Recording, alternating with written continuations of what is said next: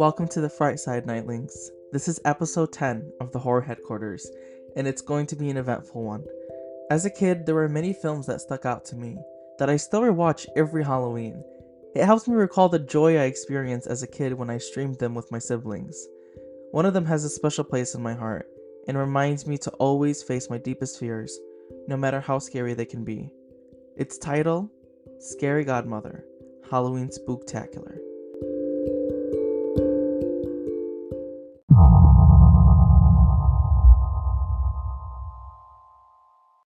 Scary Godmother is a film series that premiered on July 18th, 2003. It is adapted from the book series with the same exact title, created by Jill Thompson. The film itself is directed by Ezekiel Norton, while the music is by Robert Buckley. The computer animated film premiered on Cartoon Network. The good old days. Remember when Cartoon Network actually existed? To all you millennials and Gen Z kids that were born in the early 2000s, yeah, I feel ya.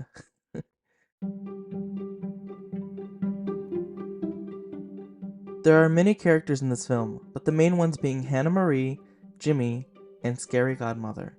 Now the story starts out pretty sad, I'm gonna be honest, like no one dies or anything. I mean, it's Cartoon Network, they can't have anything like that, or at least I assume.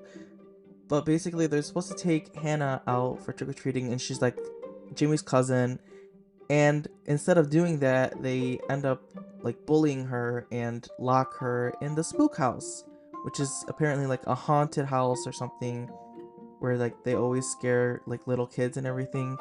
They lock her in there and she like starts crying and like I feel so bad.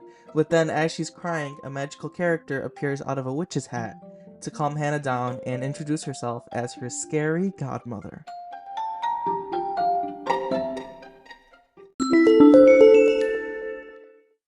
I think the voice acting, I shouldn't even say I think, the voice acting in this film are so good. Like, definitely above par, and it just feels very close to home. And a lot of you guys out there won't understand what I'm saying, but those who understand get it. Because seeing Hannah cry was devastating as a child, and it still is as an adult. But it doesn't last long, it lasts like 4 seconds of like sadness, and then it gets all happy because Scary Godmother appears and everything, and she starts like mimicking Hannah, which is kind of funny. But she does it out of love, and takes her on this ride on her broomstick to go to the Fright Side so that she can introduce her to all her friends after realizing that Hannah is scared of monsters, and most of Scary Godmother's friends are monsters, if not all of them. So she takes her over there to introduce her to the true side of monsters and show that they're not all mean and horrible like Jimmy and his friends claim them to be.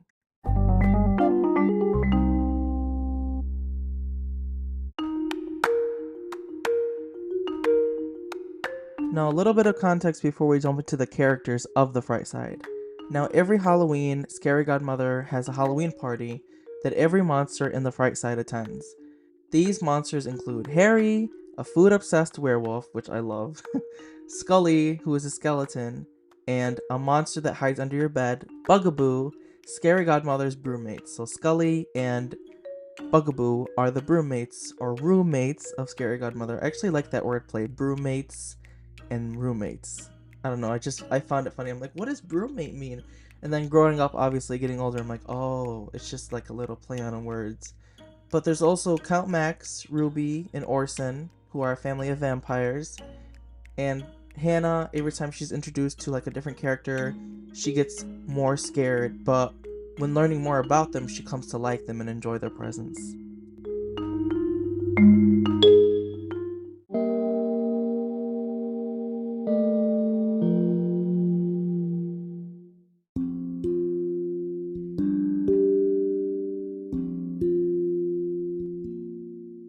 Also, fun fact, the last character that Hannah is introduced to is Bugaboo, which of course happens to be the biggest monster ever, has more than 5 eyes. I'll just leave it at that. It has more than 5 eyes, shaped very weirdly, terrified, very deep voice, and just very scary looking.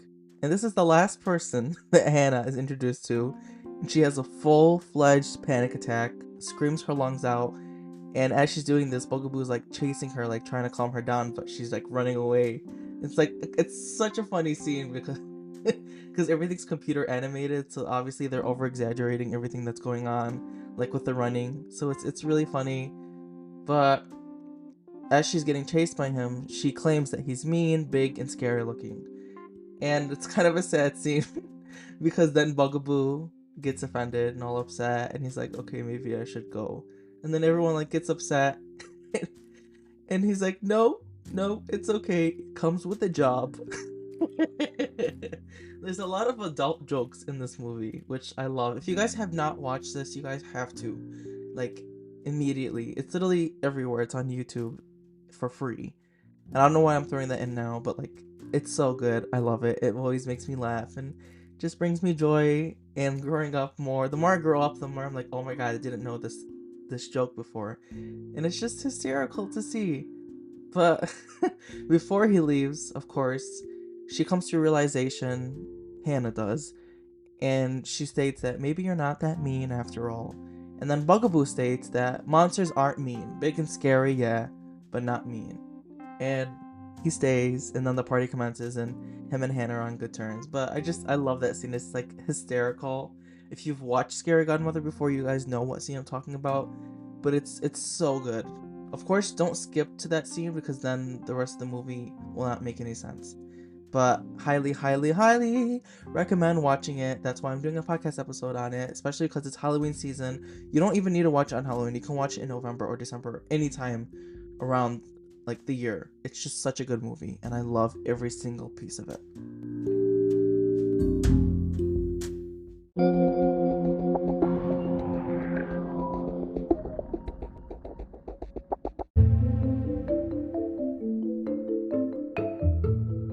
Now, I have to say, one of my favorite things about this film is the soundtrack.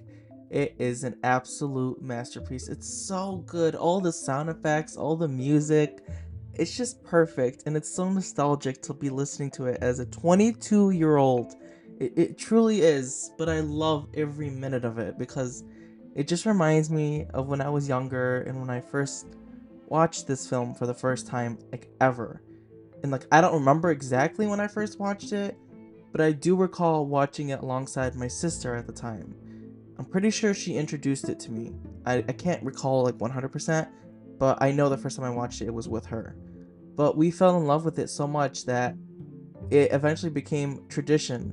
And that tradition is that every time on Halloween, after we were done trick or treating and we had like a bunch of candy, we would go into like a big empty room, would probably be like the living room, and we would dump our bags of candy on the floor in like our own little piles, look through them, and then exchange them. And the reason being is that in the film Scary Godmother, there's a scene where, as Jimmy and his friends are waiting for Hannah to run out of the spook house screaming, two of them are exchanging candies with each other. Like they had dumped all their candy out and are sitting and like exchanging candies. So it's become a huge tradition for us, and it leading all the way up into our last haul, which I believe was when I was a sophomore in high school. I could be wrong though. I could be very wrong. I think even later than that. I think I did it all the way until I was like 18. I mean, if I could still trick or treat, I 100% will. But I know there's gonna be those people that are like, no, you're too old for candy, which it's fine. I mean, I personally love handing out candy. It's such a joy for me. I thought I was gonna hate it. I'm like, oh, how boring to just be standing in one area giving candy to each person. I actually love it because I get to see all the costumes, get to compliment people on their outfits, get to see all the little baby outfits. They're so cute, and just seeing the joy on the kids' faces as you're like giving them candy and them enjoying the decorations on the house. It's just a joyful experience, and I love it. It's my favorite. Of course, I would love to do trick or treating again. There has to be something. Watch someone steal my idea. Watch someone steal my idea. There has to be something where adults can go trick or treating. Like, I'm being serious. Like, there has to be like one designated town or neighborhood where it's only for adults, and like we can just go have a good time. Like, everyone's old and everything. Literally, we'll have 80-year-olds trick or treating. I don't care. And I'm telling you, someone's gonna steal this idea. You will. You watch. And then what I'm gonna do is, if I see this on the news headlines, I'm gonna go to this podcast episode and be like, "You guys stole my idea. I want to get paid."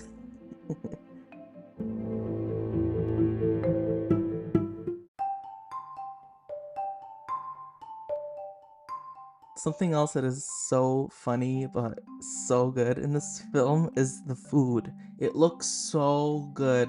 And the person that makes all the food is Scully, who's one of the brewmates of Scary Godmother. And he's like the chef, and he like makes these like caramel apples, quiche, all these different like stuff, like I don't know, creations, and they're just all so cool. They all look delicious, of course. And then something that's really cool is that they have one part in the film that's literally like 10 seconds. It's while Harry the werewolf, he's like eating all the food, which is the one I told you he's like love obsessed with food. He literally, that's all he does all day. And he was eating all the snacks out because like they have a Halloween party, like I said. And what Scary Godmother does, and it's basically like an instructional video, and she's like, this is how to stop a chattering werewolf from like talking and everything. She's like, take 2 of your favorite crackers, one with jam, one with peanut butter, and shove it into the mouth of a chattering werewolf. And like it works, but it's cool. It's like a fun thing, and I can see definitely kids nowadays that like want to do that, and there's nothing dangerous about it. Literally taking 2 graham crackers, putting one with jam, one with peanut butter, and like you'll see, like even if you eat it, like which I've done before, of course, like it is because like all the like paste gets stuck in between your teeth and mouth, and it's just a lot, but it's fun. It's a cool creative thing that they incorporated into the film, and it's really cool. And the food is, it's so cool. I love the animation. Like I said, this is computer animated, all of it. And also there's the pizza scene. Oh my god, the pizza scene.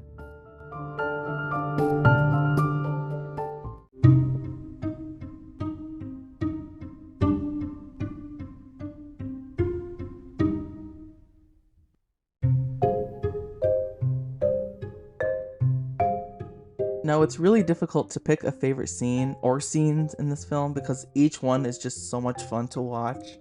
But I will say the pizza scene towards the end of the film was a humongous highlight. I absolutely love watching it, and it's so funny. So, just to give a quick recap, basically, I mean, I'm not spoiling anything, I don't think this is a spoiler, but Harry ends up eating all the food at the party, literally like within like the first 10 minutes or something. So they decide to order pizza. And then everyone gets like really excited, and then he like picks up the phone, and he has a really strong accent. I just want to put that out right now, but he's like, "I'll order. They know my voice over at Diablo Brothers. Now, who wants garlic?" Keep in mind there are vampires at this party. It's just funny how the father, Count Max is his name, how he reacts. But it's hysterical. And then when the pizza comes, you realize that he ordered 12. Harry ordered 12 pizzas, and it's like nearly $200 for pizza. And he doesn't even have money, neither does Scary Godmother. So something that Scully says is like, oh, let's see if Bugaboo has any money stuck to him from being under the beds all day.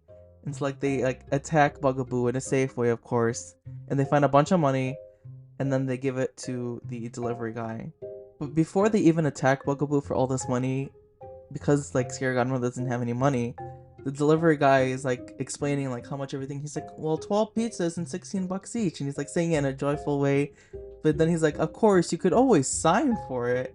And like it gets like all like freakish and like evilish, like devilish, basically signing your life away for like 12 pizzas. And there's like, he like pulls out this big freaking script, and he's like, you can sign for it. And then Scary Godmother's like, no, sorry, my life's worth more than 12 pizzas. It's just so funny.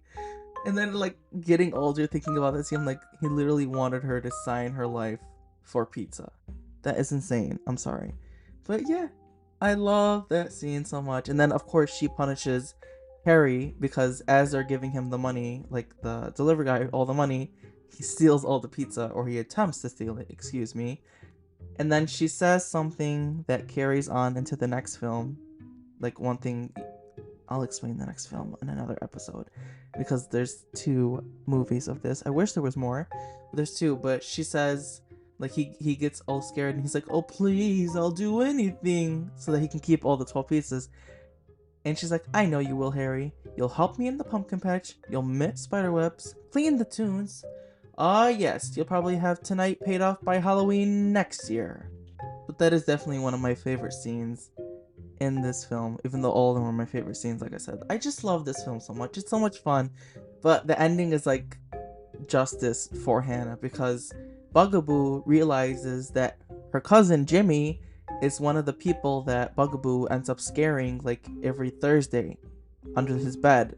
And like she realizes like he's been lying about everything, like about how he's not scared of anything, he doesn't have any fears, and he's all tough. But hearing all this, Scary Godmother asks Hannah, "Where's Jimmy now?" And she says, "Waiting for me, I guess." And then Scary Godmother's like, "I think it's time we teach those big kids a lesson." And they end up like scheming something to like scare the gibbers out of these kids because of what they did to Hannah. And it's just, I love it. I love the ending. It's so funny.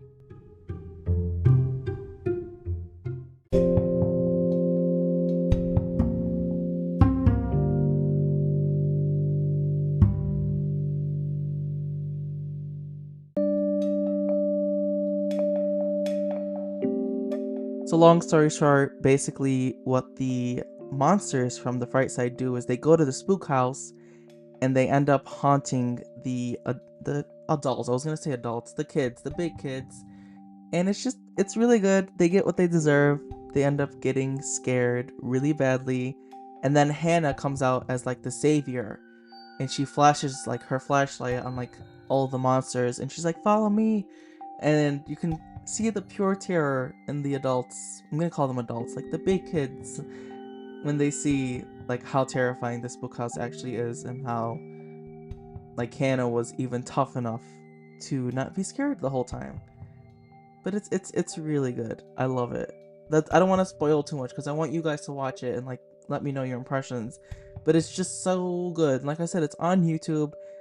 There's a part one and a part two. They take place. I think they take place either a year or two apart. I think one's released in like 2003, one's released 2005. But they're just really good. And something that I love about the ending of the film, it's very sentimental, is like realizing that Hannah like has to go back to her regular life and she can't like stay in the Fright Side. Scary Godmother hands her a key, and Hannah's like, "Will I ever see you again?" And she says, "Anytime you want to come to the Fright Side for a visit, just use this key in any door. We'll see you soon." And she's like, "Thanks, Scary Godmother." And it's just so cute. And then there's something really funny, like Jimmy runs back into the house like to hold Hannah's hand because he's scared. He just won't admit it. And he's like, "Just in case you get scared." But she's very nice about it and everything. So it's funny. And then there's something else funny that happens right before the credits roll out, but I want you guys to watch that because it's just funny. I love it. This film is so good. I will never get sick of it. It is such a joy to watch, especially around Halloween or whenever I'm in a bad mood. I just love it. It makes me happy. It makes me feel like I can overcome anything, and it just gives me a lot of joy.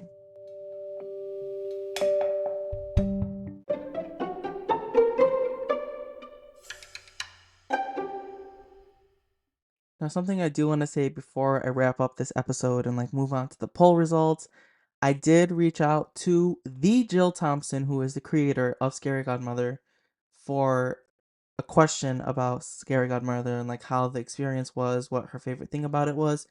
I did not get a response, unfortunately, but that doesn't mean that she won't respond like soon. I'm hoping she responds because I love her to death. She's just so phenomenal, so talented, and she's still like doing like Scary Godmother stuff, like obviously like not films or books, but she like makes merch for it and like this Bugaboo plushie which she can put like pencils and everything in. It's just really cute. So I reached out to her. Like I said, she hasn't responded, but whenever she does respond, that is when I will do the second film in the series, which is called Jimmy's Revenge. It's called Scary Godmother Jimmy's Revenge. And yeah, I just love this film so much. It is definitely one of my top favorite films, like I said, to watch around Halloween. And I'm sure you guys are going to love it too. Like I said, on YouTube, I will try linking it below, but I don't want to get copyrighted. I don't know if I can for linking something, but it's just a really good film. Highly, highly, highly recommend checking out. It'll make you feel like a kid again. I'm sorry if it's cringy, but just kind of try to suspend reality for a moment because it really is enjoyable, and I know you guys will like it.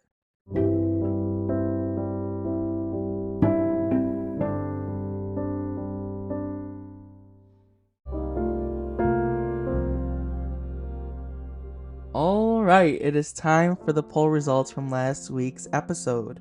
So the question was, what do you do for Halloween?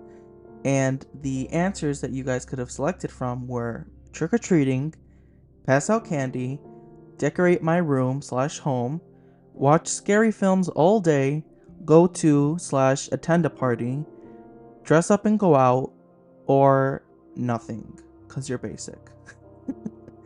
But many of you guys did participate in this, and you could also choose multiple different options. So the first place was watch scary films all day, which so fair. Oh my god, I envy you. I wish I could do that. But like, I'm so excited for Halloween, you guys have no idea. But I'll talk more about that later. So that was first place. Second place was tied between pass out candy and decorate my room slash home. Third place was dress up and go out. Fourth place was also tied between trick or treating and go to slash attend a party. And then no one, thank God, voted for nothing. Because I'm like, how can you do nothing on Halloween? How can you look at it as a basic day? Because, like, that's like the one day in the entire year that everyone gets to dress up and be something else and, like, have fun, go out. I don't know, go to an apple orchard at night, go to a haunted house. Like, the vibes are so different on that day. So if you're not going out, like, you're missing out big time. But yes, thank you to everyone who participated in last week's poll. There is one under this episode. You guessed it, of course. There always isn't one. If Spotify allows it, sometimes it literally glitches and it scares me and I'm like, no, I need a poll up. I want people to interact with the poll and like I want to see what you guys say. So yeah, thank you guys so much for participating and for leaving also so many questions and horror recommendations in the questions tab. I'm so grateful for you guys, and yeah.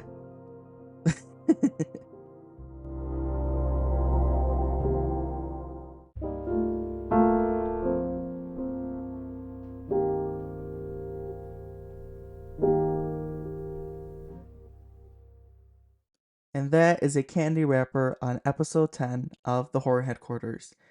Now, the shirt for the Horror Headquarters just came in literally today, and I am obsessed with it.